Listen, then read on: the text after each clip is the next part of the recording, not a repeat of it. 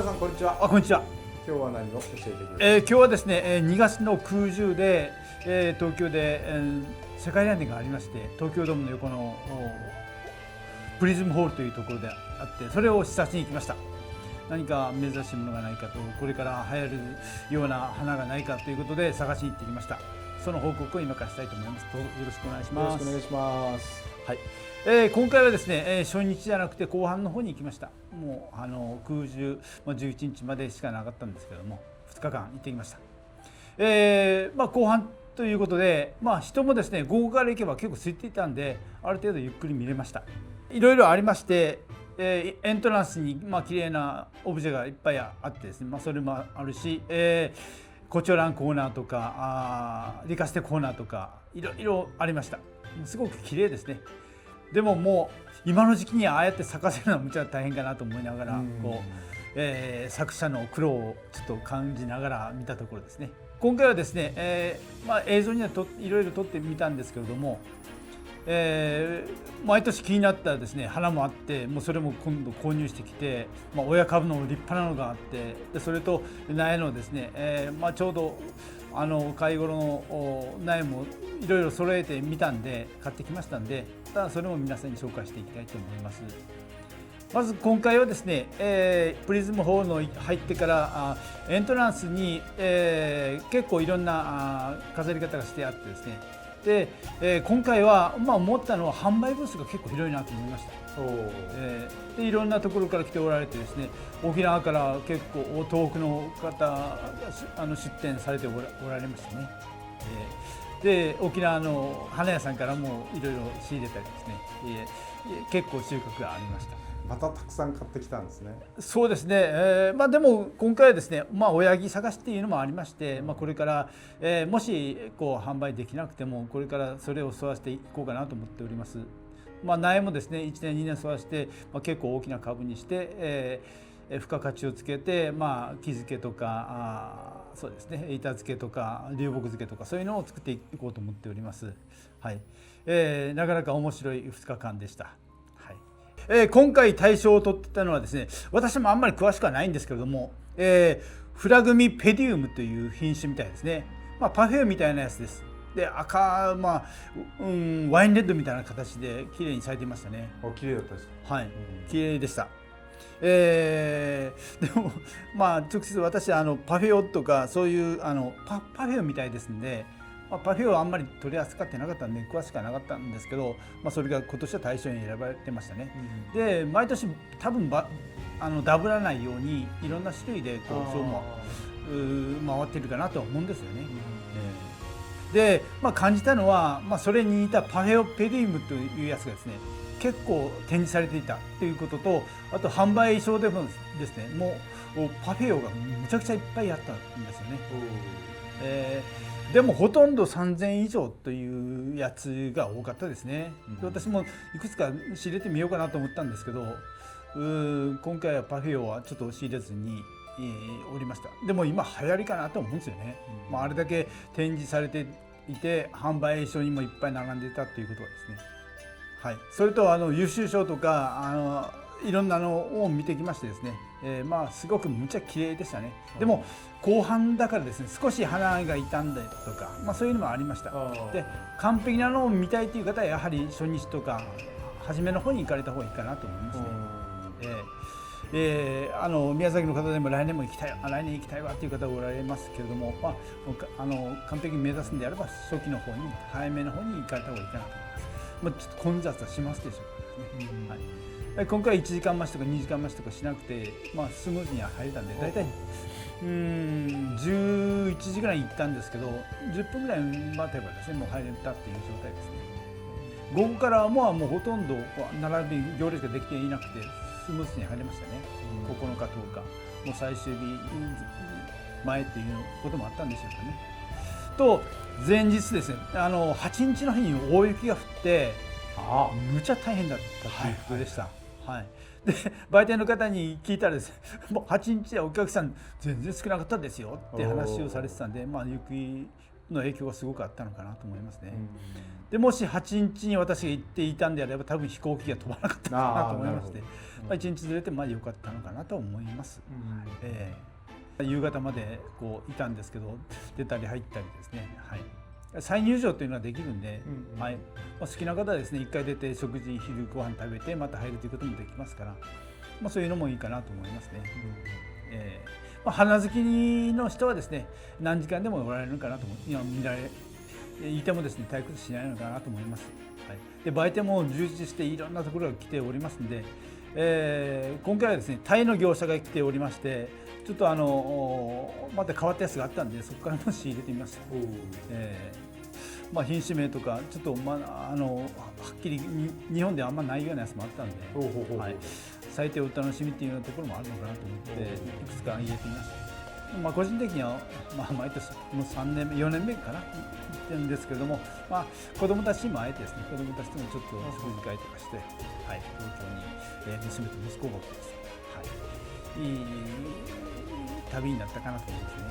ね。で、東京ドームの横のプリズムホールというところがあるんですけども、そこばっかりじゃなくて、前ですね、新宿御苑っていうところに行きまして、でそこでちょっと花もいろいろあったんで、今回そこも行こうかなと思って、新宿駅に降りて徒歩でだいたい10分ぐらい歩いたんですかね。そこに新宿御苑とかあって、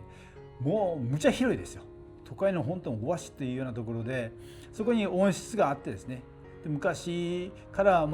日本の洋蘭の生産の発祥地とかいうことを言われておられましたね。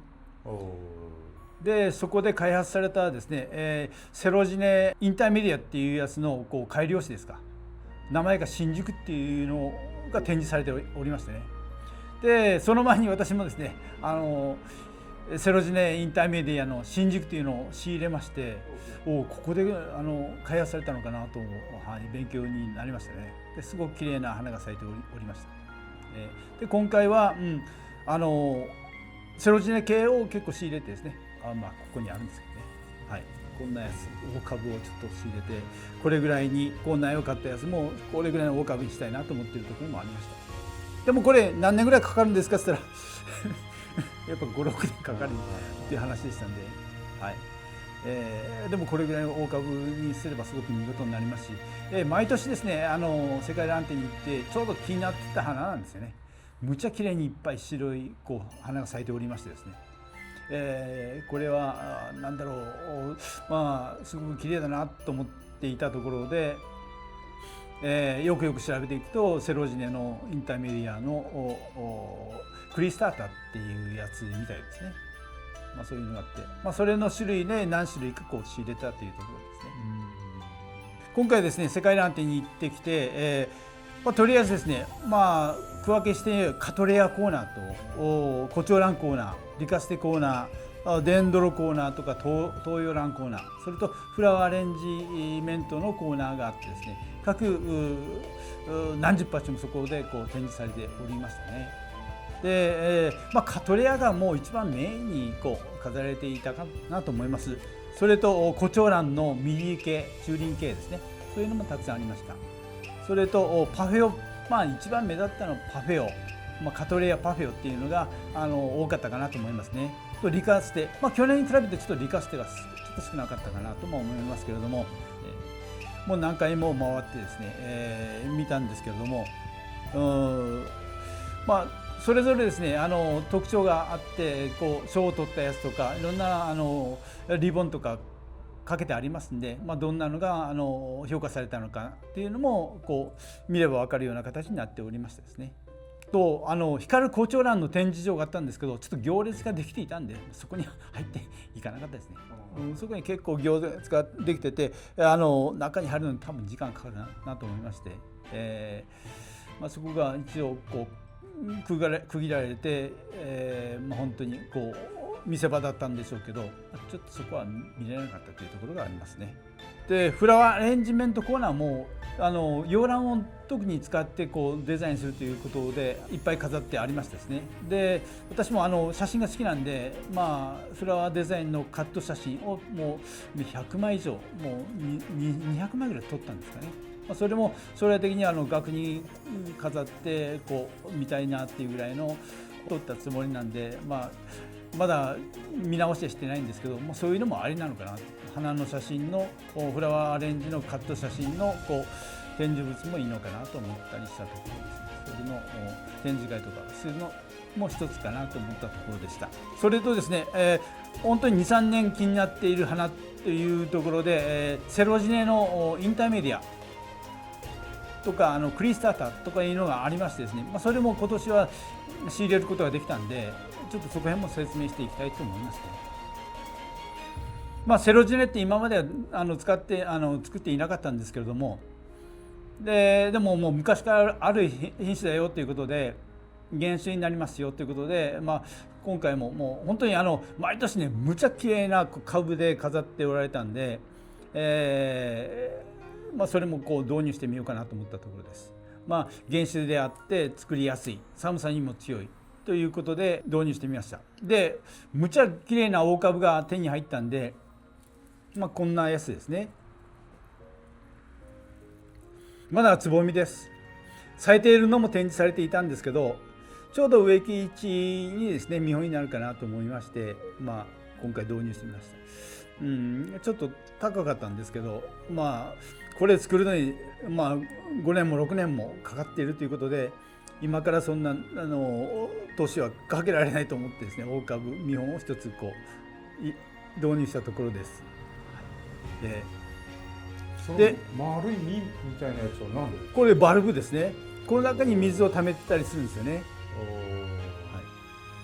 なんか特徴的ですよね。そうですね。これは丸っこいですね。これがクリスタータスワダっていうやつですね。でこれの未生苗がこちらインターメディアですね。この間撮影したやつ。そうですね。はい。これの子供だから未生ですよね。ですから違う品種になりますよね。はい。でも、クリスタータより、強いということを言われてました。はい、丈夫になって、クリスタータはですね、夏のちょっと暑さに少し弱いから気をつけなさいよということだったんで、夏はだから夕方とかにこう少し水をやって涼しいところで管理した方がいいよということでした。で特徴としてはクリスタータこうバルブが丸いんですよね。でこんな感じで特徴的ですよね。もりもりですよね。はい、でこれ今つぼみがこんな感じですから、むちゃもう真っ白になるぐらいでしたね。はい、これも一つ面白いかなと思って、いるところです。で、このですね、インターメディアのこう苗もですね、結構大きいのが手に入ったんですよ。はい、これも同じ品種ですね。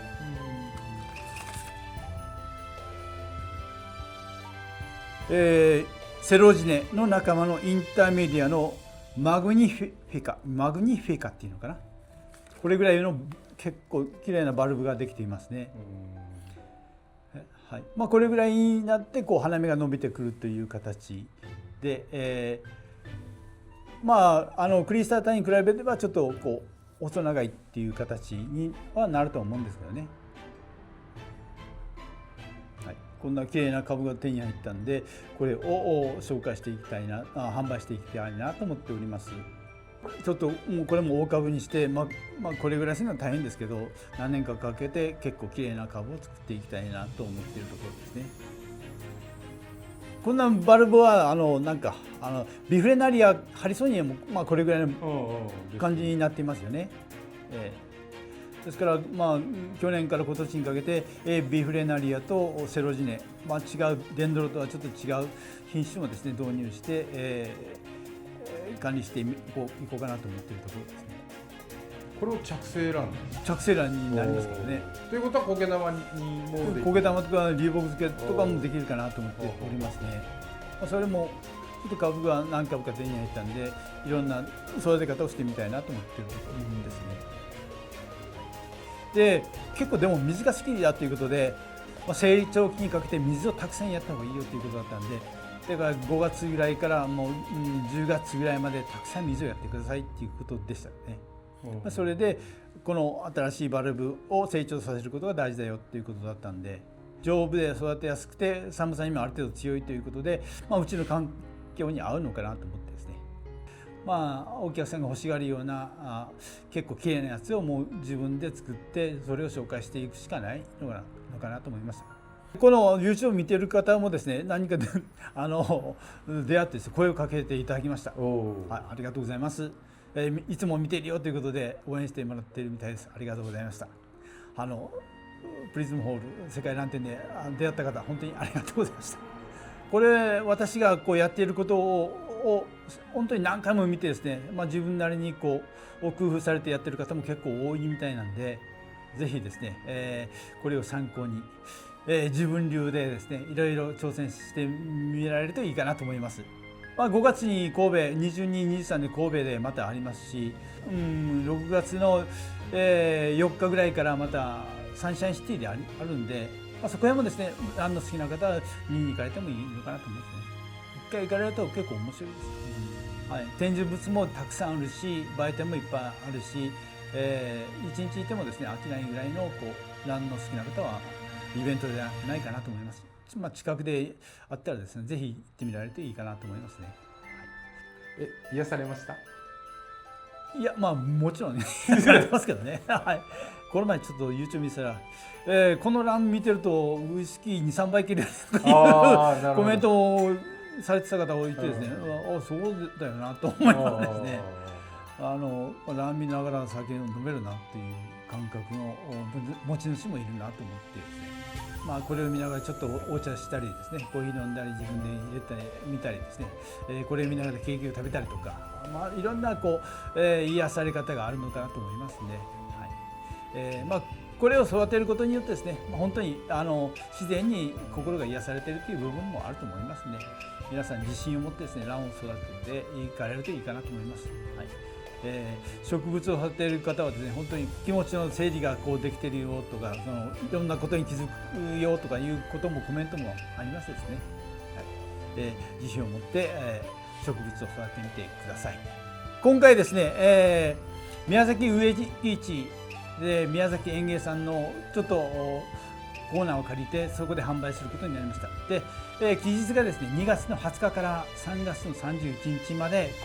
行われます。今年世界ラン展に行って、いろんなまた新しい品種も仕入れましたし、今まで作って結構面白いやつも並べていきたいと思います。近くの方が来ていただいて、長い期間結構ありますんで楽しんでもらえればいいかなと思います。私の作品をいくつも並べていきたいと思っております。ガーデンデンドルビウを中心にやるんですけれども、ビフレナリアとかセロジネとかそういった新しいやつもいろいろあります。ぜひ来てみてください。よろしくお願いします。今までですね古川村さんの方で買っていただいた場合にはですね送料としていくらかもらっていたんですけれども、今回は梱包料として300円ほどいただくように表示させてもらいます。梱包料が300円かかりますので、そこをご了承のほどよろしくお願いいたします。愛知県の方から連絡がありまして、松代さんのところに来たいと。愛知県から。で、あったかくなったらお邪魔したいですっていうことをご連絡いただいたんです。松代さん自体はウェルカムですよね。もちろんウェルカムです。で、泊まるところも結構ありますし、美味しいお寿司屋さんも友達にいますんで、ぜひ来ていただいて宮崎観光をしながら、癒し工房苔玉でちょっと癒してもらえばいいかなと思います。だいたい春になって暖かくなればですね、今生産ハウスに移しているやつもこちらに持ってきて展示できるかなと思います。3月後半から4月ぐらいむちゃ見事になるかなと思いますね。ぜひ来ていただいて、癒されてください。よろしくお願いいたします。海さん夫婦はですね手伝いに来ていただいて、今回植木市で棚を作ろうと思うんですよね。棚を作って、でそこに展示する棚をですね、作ろうと思って海さんに相談したところ「おお行ってやるよ」っていうことで今日来てもらってですね、今作ってもらっているところです。多分映像ちょっと出せると思うんですよね。いつも手伝ってもらっています。助かっております。海さん夫婦ありがとうございます。今回はですね、世界ラテンの報告と、宮崎植木市の案内ということでまとめてみました。映像もですね少し出せるかなと思いますんで、楽しんでみてください。これからもクルカラ村の販売所の方で販売もしますんで、そちらも覗いてもらえればいろんなやつが並んでおりますんで、よろしくお願いいたします。ありがとうございました。ありがとうございました。